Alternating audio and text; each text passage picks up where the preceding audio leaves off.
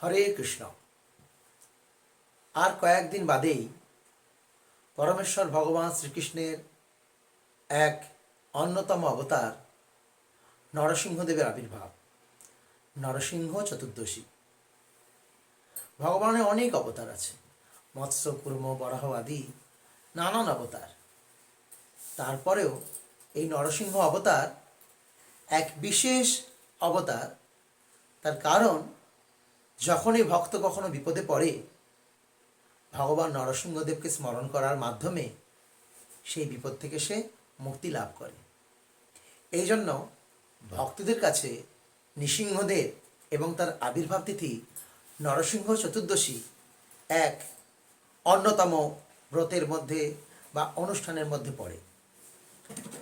আগামী 22 তারিখ যেহেতু নরসিংহ চতুর্দশী, এই উপলক্ষে আজ 16 তারিখ থেকে 22 তারিখ পর্যন্ত 7 দিন ব্যাপী আমরা ছোট ছোট করে নরসিংহদেব এবং তার শুদ্ধ ভক্ত প্রহ্লাদ মহারাজ সম্বন্ধে শ্রবণ করব।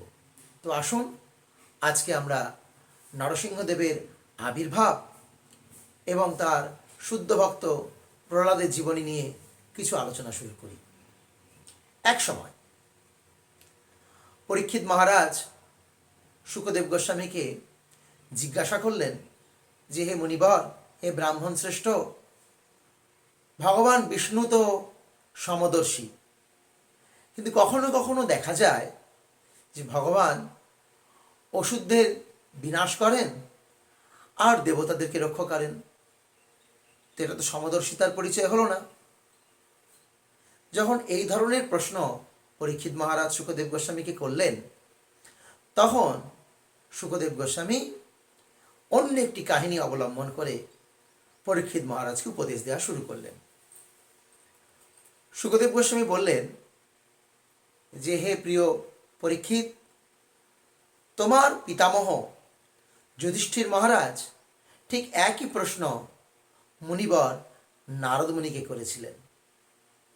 যখন তোমার পিতামহ রাজসূয় যজ্ঞ করছিলেন, সেই রাজসূয় যজ্ঞে সমস্ত সভাসদের মাঝখানে ভগবান শ্রীকৃষ্ণ উপস্থিত ছিলেন এবং সেই রাজসূয় যজ্ঞে ভগবান শ্রীকৃষ্ণকে যখন শ্রেষ্ঠ আসন প্রদান করা হচ্ছিল, সকলেই সাধু সাধু বলে সম্বোধন জানাচ্ছিলেন, কিন্তু একজন বিরোধিতা করলেন।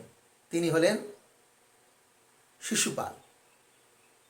শিশুপাল ভগবান শ্রীকৃষ্ণেরই সম্পর্কে ভাই হয়, পিসির ছেলে। শিশুপালের জন্মের সময় দৈববাণী হয়েছিল যে শিশুপালের অতিরিক্ত হাত যার দর্শনে লুপ্ত হবে, সেই শিশুপালের হন্তা। কৃষ্ণের দর্শনে শিশুপালের অতিরিক্ত হাত যখন লুপ্ত হয়ে যায়, তখন শিশুপালের মা ক্রন্দনরত অবস্থায় কৃষ্ণের কাছে অনেক অনুনয় বিনয় প্রার্থনা করেন। কৃষ্ণ প্রতিশ্রুতি দেন যে, হে মাতা, আপনার পুত্রের 100টি অপরাধ আমি ক্ষমা করে দেব। শিশুপাল যখন ইন্দ্রপ্রস্থে রাজসূয় যজ্ঞে ভগবান কৃষ্ণকে উচ্চ পদ দান করা হয়, 99তম অপরাধ করে ফেললেন। একের পর এক কৃষ্ণকে অপমান করতে করতে তার পাপের কলসি প্রায় পূর্ণ হতে চলল। কৃষ্ণ তাকে নিষেধ করলেন, যার একটি অপরাধ বাকি আছে। কিন্তু শিশুপাল অহংকার বশত 100 নম্বর অপরাধটিও করে ফেলল এবং তখন ভগবান শ্রীকৃষ্ণের তীক্ষ্ণ সুদর্শনের দ্বারা শিশুপালকে ভগবান শ্রীকৃষ্ণ বধ করলেন এবং সর্বসমক্ষে শিশুপালের যে আত্মা, তা এক প্রজ্বলিত প্রদীপের শিখার ন্যায় ভগবান শ্রীকৃষ্ণের চরণে লীন হয়ে গেল। ঠিক এই অবস্থা দেখে যুধিষ্ঠির মহারাজও নারদ মুনিকে প্রশ্ন করেছিলেন যে, হে মুনিবর, শিশুপাল যদিও শত অপরাধ করেছে, তারপরেও তার মুক্তি কি করে হলো? সেই পরিপ্রেক্ষিতে নারদমুনি বললেন যে এই শিশুপাল সাধারণ ব্যক্তি নন, তিনি আগের জন্মে হিরণ্যাক্ষ এবং হিরণ্যকশিপু, রাবণ এবং কুম্ভকর্ণ রূপে জন্মগ্রহণ করেছে। এখন এই দাপর যুগে তিনি শিশুপাল এবং তার এক সহোদর দন্তবক্র রূপে জন্মগ্রহণ করেছে। স্বাভাবিকভাবেই যুধিষ্ঠির মহারাজের প্রশ্ন জাগল যে এই হিরণ্যাক্ষ আর হিরণ্যকশিপুকে, আর তারা আগের জীবনে কে ছিলেন, কি অভিশাপের কারণে তারা অসুর যোনি লাভ করেছিলেন। সেই প্রসঙ্গ বলতে গিয়ে নারদমুনি বৈকুণ্ঠের দ্বারপাল জয় বিজয়ের কথা বললেন। একসময় ব্রহ্মার মানসপুত্র চতুষ্কুমার, সনক, সনাতন, সনন্দন আর সনত কুমার, তারা নির্বিশেষবাদী ছিল, ভগবানের রূপের বিশ্বাস করত না। একসময় ভগবান শ্রীহরির চরণে অর্পিত চন্দন এবং তুলসীর ঘ্রাণ পেয়ে এই চতুষ্কুমার সে কোথা থেকে এই সুন্দর সৌরভ আসছে তা অন্বেষণ করতে করতে বৈকুণ্ঠের দরজায় পৌঁছে যায়। আর বৈকুণ্ঠের দরজায় পৌঁছে গিয়ে যখন তারা বৈকুণ্ঠে প্রবেশ করার জন্য চেষ্টা করে, তখন বৈকুণ্ঠের দুই দ্বারপাল জয় এবং বিজয় চতুষ্কুমার ব্রাহ্মণদেরকে প্রতিহত করেন। এই চতুষ্কুমার ব্রাহ্মণেরা তারা দেখতে খুব ছোট ছোট, তারা অত্যন্ত বিজ্ঞ, পণ্ডিত এবং তারা অনেক প্রাচীন। স্বাভাবিকভাবেই তাদের মধ্যে অল্প একটু অহংকারের সৃষ্টি হয়। সেই অহংকার বশত তারা জয় বিজয়ের সাথে বচসা শুরু করেন।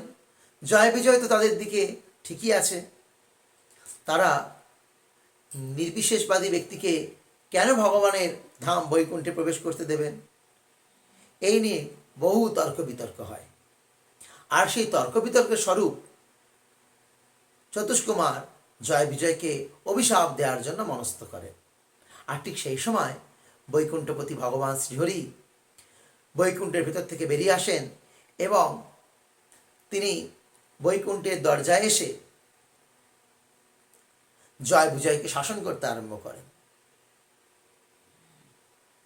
এবং তিনি চতুষ্কুমারের মহিমা জয় বিজয়ের সামনে উপস্থাপন করেন। চতুষ্কুমার ভগবান শ্রীহরিকে দর্শন করেন এবং দেখতে পান যে ওই চরণেই তুলসী আর চন্দনের গন্ধ ওখান থেকেই আসছিল। যারা কোনোদিন ভগবানকে দর্শন করেনি, ভগবান সম্বন্ধে যাদের ধারণা নিরাকার ব্রহ্ম ছিল, তারা পরম পুরুষোত্তম ভগবান শ্রীহরিকে দর্শন করে অভিভূত হয়ে যায়। তাদের মনের মধ্যে যে ক্রোধ জন্মেছিল অনেকটাই প্রশমিত হয়ে যায়। কিন্তু ভগবত ইচ্ছায় এই চতুষ্কুমার জয় বিজয়কে অভিশাপ দিয়ে দেন।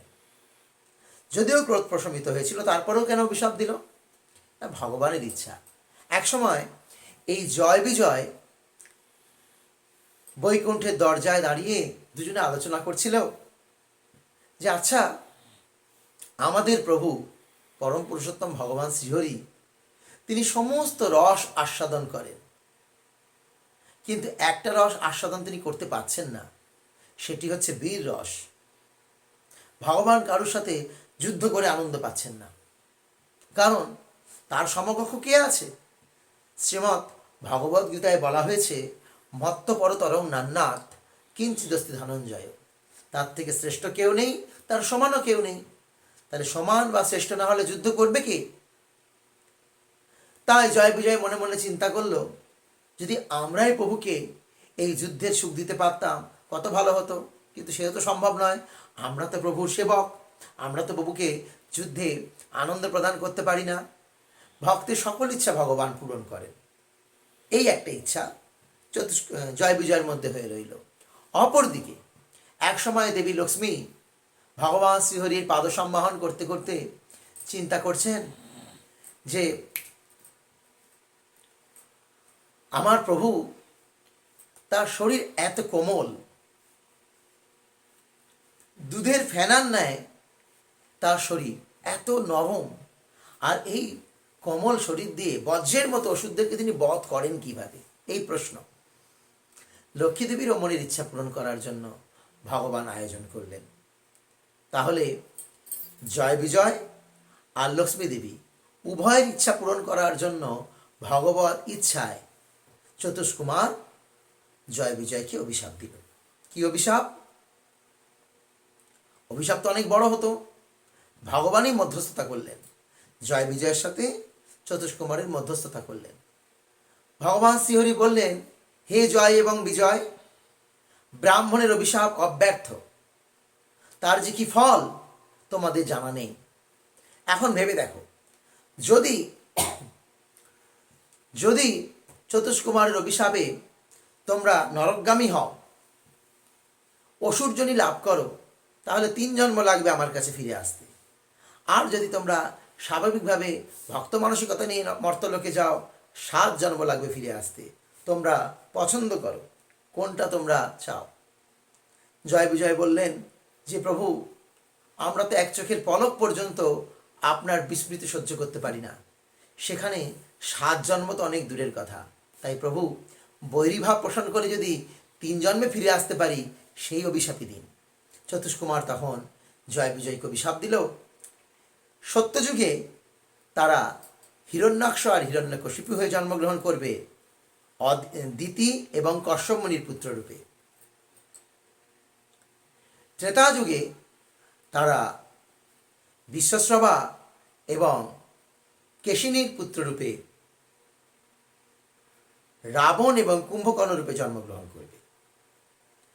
আর দাপর যুগে তারা শিশুপাল এবং দন্তবক্ষ রূপে জন্মগ্রহণ করবে। এই অভিশাপ তারা প্রাপ্ত হয়েছিল। এবং সেই হিরণ্যাক্ষ এবং হিরণ্যকশিপু তারা এই অভিশাপ প্রাপ্ত হয়ে দিতি এবং কশ্যপ মুনিকে আশ্রয় করে এই ভূমণ্ডলে আবির্ভূত হয়েছিল সত্যযুগে। একসময় দেবী দিতি তিনি সন্ধ্যাবেলায় অত্যন্ত কামে পীড়িতা হলেন। তিনি তার পতি কশ্যপ মুনিকে তার সাথে সহবাস করার জন্য অত্যন্ত উৎপীড়ন করতে লাগলেন। দিতির স্বামী কশ্যপ মুনি অনেকবার বাধা প্রদান করলেন যে দেখো, এই সময়টা শুভ নয়, এই সময় যদি সহবাস করা হয় আসরিক প্রবৃত্তির সন্তানের সৃষ্টি হবে। কিন্তু দিতি যেহেতু কামের দ্বারা অত্যন্ত পীড়িতা হয়েছিলেন, তাই কোনো কথা না শুনে তিনি তার পতিকে বাধ্য করলেন এবং যথারীতি সেই সময় মিলনের ফলে 2 যমজ সন্তান অসুর হিরণ্যাক্ষ এবং হিরণ্যকশিপু দিতির গর্ভে এসে উপস্থিত হল। মাতৃগর্ভে আসা থেকেই পৃথিবীতে ব্রহ্মাণ্ডে সমস্ত অমঙ্গল সূচক চিহ্ন প্রকাশ পেতে লাগল।